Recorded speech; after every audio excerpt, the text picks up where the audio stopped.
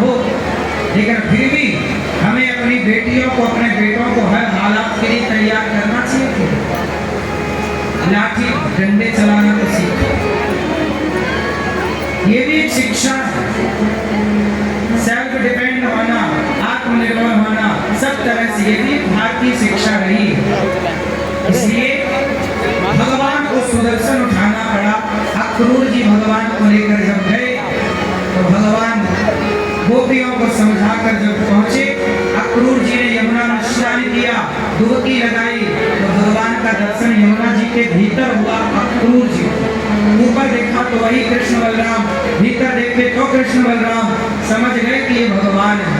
अभी तक उनमें बाल बुद्धि थी, उद्धव जी ये समझ रहे थे कि ये बालक है।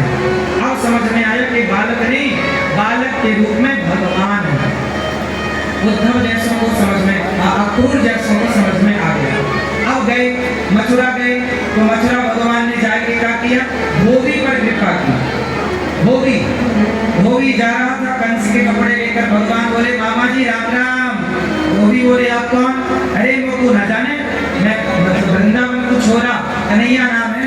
अच्छा तो नंद को छोरा है, दाढ़ी के तेरी मैया तो तू गैया चरवाए, तू गैया चरावे वाला छोरा है वाला। हाँ हाँ। तब धोबी ने कहा तुमने बाप के राज में ऐसे कपड़े पहने जो मांग रहे हो? भगवान बोले बाप तक चला गया, एक थप्पड़ जमाया भगवान ने। ये धोबी पिछले जन्म का वही धोबी है जिसके कहने से सीता मैया का वनवास हुआ। अच्छा आपको पता है सीता मैया का वनवास क्यों हुआ?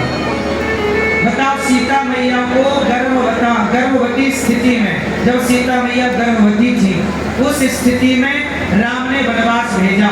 बताओ राम ने सही किया या गलत किया? उत्तर दो। राम ने सीता मैया को वनवास भेजकर राम ने सही किया या गलत किया? जोर से सही किया। तो आप गर्भवती हो और आपका पति आपको बाहर कर दे, सही है? सुनो, पूरी कथा में आपको समझाऊंगा इसकी।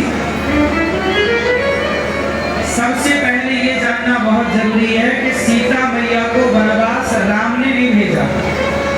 किसने भेजा?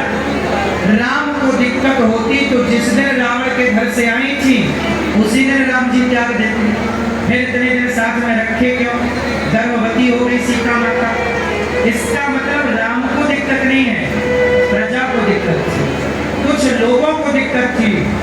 राम से कुछ लोगों को, सीता मैया से कुछ लोगों को दिक्कत थी और प्रजा के कहने पर सीता मैया को वनवास जाना पड़ा। अच्छा आपको पता है सीता मैया वनवास क्यों गई? मूल कथा तो मैं आपको कल सुनाऊंगा, पर एक छोटी सी कथा सीता मैया के वनवास की पद्म पुराण में आती है, कहो तो वो छोटी सी सुना दूं। सुनो, सीता मैया जब जनकपुर में थी तो वहां पर एक दिन क्या हुआ, एक तोता और एक तोती आई और बढ़िया राम कथा सुना रही है तोती। तो सीता मैया ने कहा कि ये तोती तो हमारी कथा सुना रही है कि राम का ब्याह सीता से होगा, राम ऐसे सीता ऐसे सुंदर सुंदर। तो सीता मैया बड़ी प्रभावित हुई तोती से। अच्छा वो तोती महर्षि वाल्मीकि जी के आश्रम में रहा करते थे तोता तोती। तो वाल्मीकि जी शिष्यों को कथा सुनाते तो तोता तोती भी सुन लेते, याद हो गई। उड़ते उड़ते सहयोग से जनकपुर पहुंच गए तोता तोती। तोती राम कथा सुना रही, सीता मैया चुपके से गई। आपको पता होना चाहिए कि राम की लीला से पहले रामायण लिखी जा चुकी थी। तो राम कथा तो पहले थी, राम कथा पहले थी, राम का अवतार बाद में हुआ। बात समझ में आई? तो वाल्मीकि जी के कथा तोती कथा सुना रही है, सीता मैया ने तोती को पकड़ लिया, तोती को ले गई पिंजरे में, कहा हमें रोज कथा सुनाया करो, बताओ राम कब आएंगे, कथा क्या कहती है, राम कैसे हैं, कब आएंगे, हमारा विवाह राम से कब होगा, तुम्हारे गुरुजी ने क्या पढ़ाया तुम्हें बताओ। तोती बोली सीता हम सब बताएंगे पर हमें पिंजरे में न रखो। सीता बोली सोने के पिंजरे में रखेंगे। बोले मैं मर जाऊंगी सीता, मुझे पिंजरे से दूर करो। सीता मैया बोली नहीं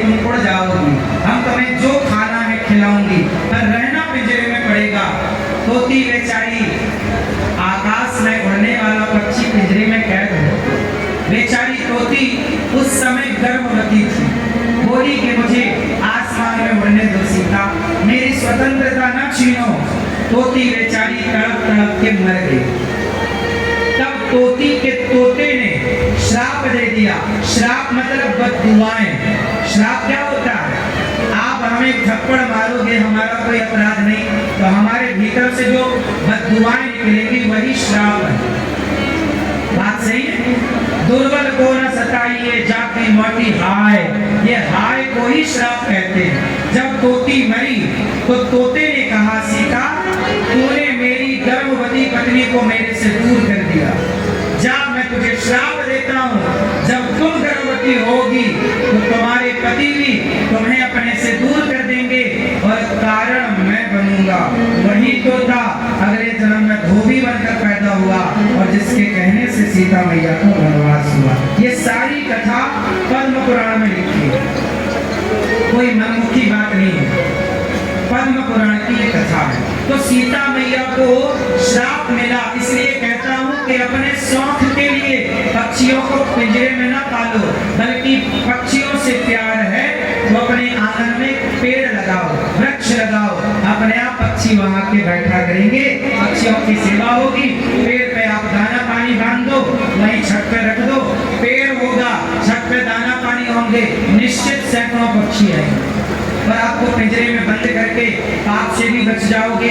सच बताओ, पक्षी को पिंजरे में बंद करना ये पाप है कि पुण्य है? पाप। पिंजरे के पंछी रे तेरा दर्द न जाने को, प्रदीप जी ने गाया ना गीत। इसलिए पिंजरे के पक्षी का दर्द कौन जाने, इसलिए कहता हूँ दर्द सबका सब नहीं जान पाते। आखिरी में क्या हुआ?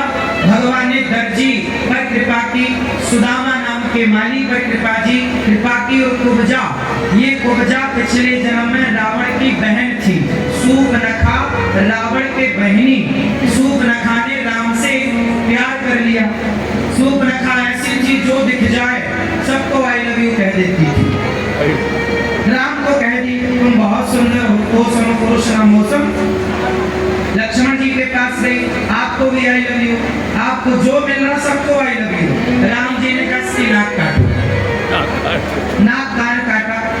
लक्ष्मण जी ने वही सूर्पनखा अगले जन्म में कुब्जा बनी और भगवान का आज चंदन लगाकर भगवान बोले कुब्जा हरी सुंदरी चंदन लगाओ। भगवान को चंदन का दान दिया। भगवान से जरा भगवान का स्वभाव कैसा? भगवान कहते हैं कि आप हमें तनिक कुछ दोगे तो हम उसका कई गुना करके देंगे। किसान एक दाना डालता खेत में 50 गुना लौटता। एक भुट्टे का दाना, उस एक भुट्टे के दाने से सैकड़ों दाना तैयार होते हैं। एक गेहूं के दाने से सैकड़ों दाना 100 गुना लौटाता है मेरा कन्हैया। बात सही है कि गलत है? जब धरती पे दाना डालोगे तो धरती 100 गुना करके लौटाएगी, 100 से ज्यादा। जब पृथ्वी 100 गुना करके देती है तो भगवान कितने गुना करके देगा? इसलिए कहता हूँ सुदामा ने 4 मुट्ठी चिवड़ा दिया, बदले में भगवान ने लोगों की संपदा दे दी। इतना सा आप देंगे, इतना सारा भगवान देंगे। इसलिए कहता हूँ कि देने वाला बनो। जो देने के लिए हाथ ऊपर करता है भगवान उसका हाथ सदा पकड़ के रखते हैं। इसलिए कहता हूँ कि आप लोग भी गौरी गोपाल आश्रम में जो सेवाएं चलती हैं, इन सेवाओं से आप भी अपने आप को अवश्य जोड़िए। अभी 6 जून से भागवत जी के पोथी पाठ बैठेंगे।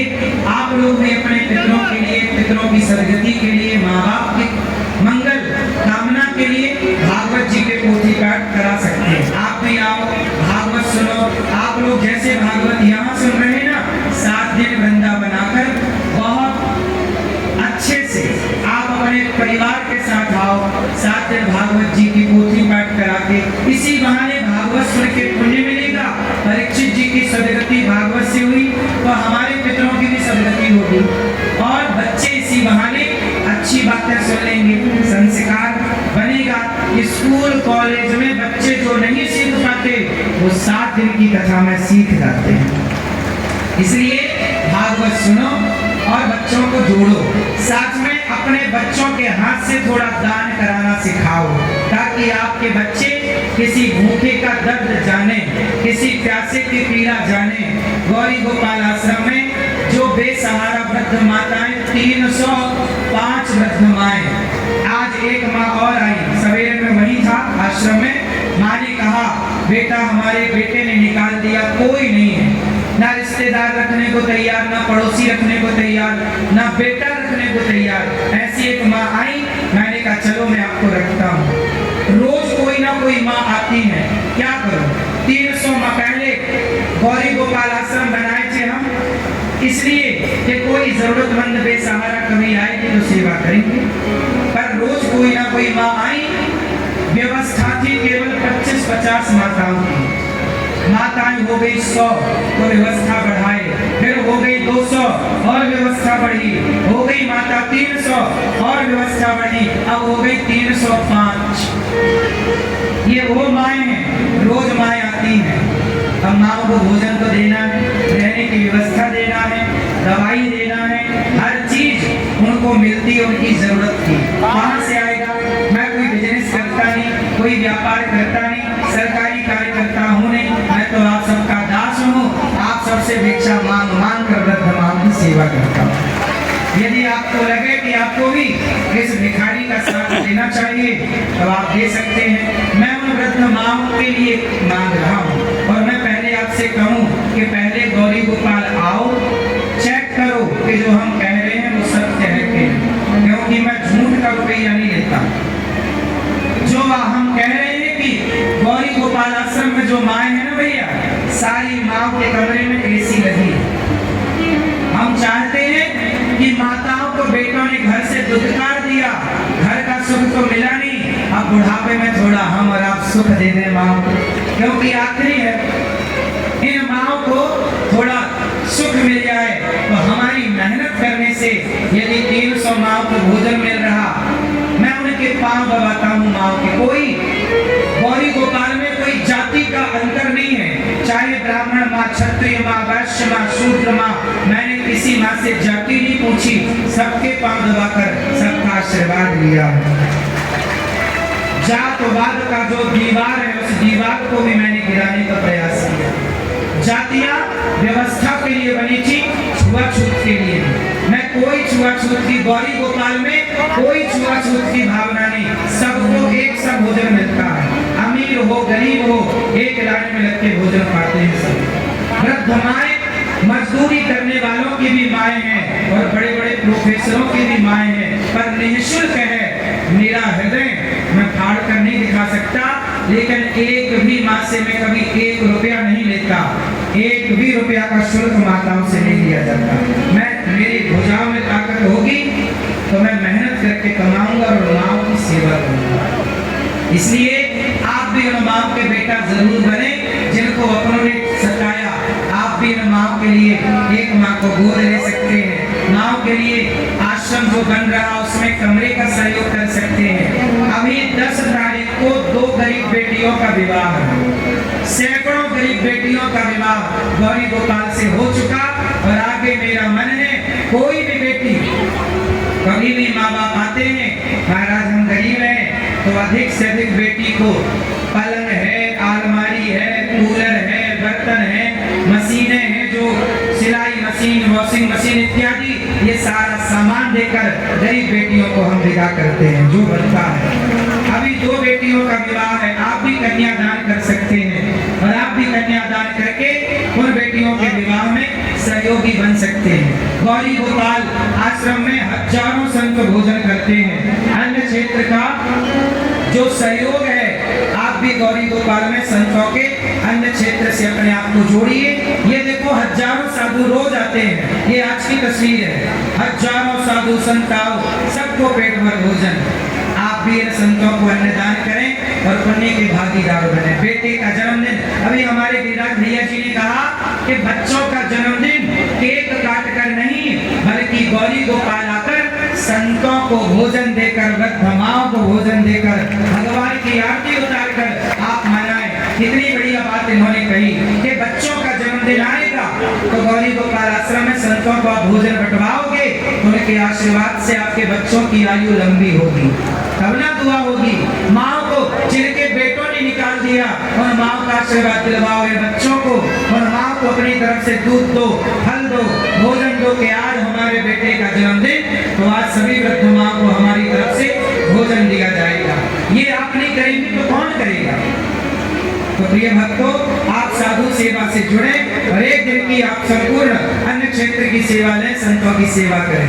गौरी गोपाल रसोई चलती है, 30,000 लोग प्रसाद खाते हैं। आप 1 लाख रोटी रोज बनती है तो 2-4 रोटी आप अपनी ओर से बंटवा सकते। ये देखो, ये भोजन ना 24 घंटे चलता, बंद